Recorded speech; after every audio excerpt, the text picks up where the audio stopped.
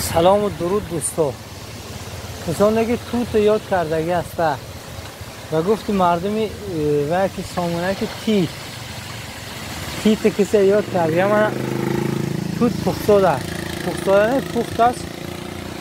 اینجا توت مرواری میونه چقه انداختگه مشته این زمین ها رو تیت رختگی گرفته. این فقط آدم در کار که تیت خوره خیلی شیرین شده است. یک گلوکوز تیار ده، گلوکوز تیار. این شاخ ببینید شما نه مشته من نگاه کنید. هم تو قبضه میکنی هم تو قبضه میکنی اسکه که مشت پر میشه میگیری.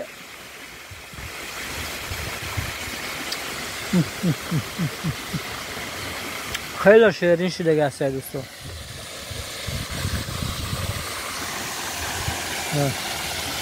هم ده شیرین شده باور کنید. ویتامین رسا میشه.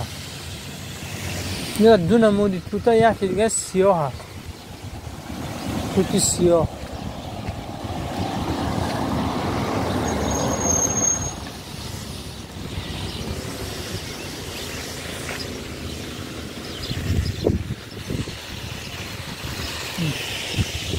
سیاه دیگه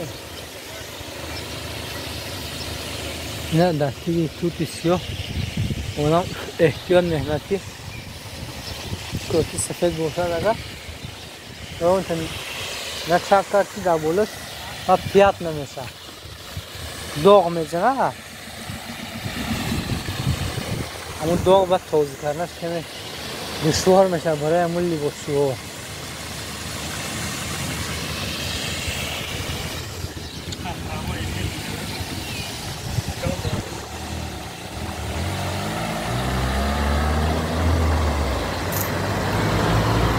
این ویدیو دوستو برای شما پسند دارد حتما فکر و اندیشه نیک خودتون در زیر کامنتر میذارید دوستو. باقی سربلند و خانواده باشید.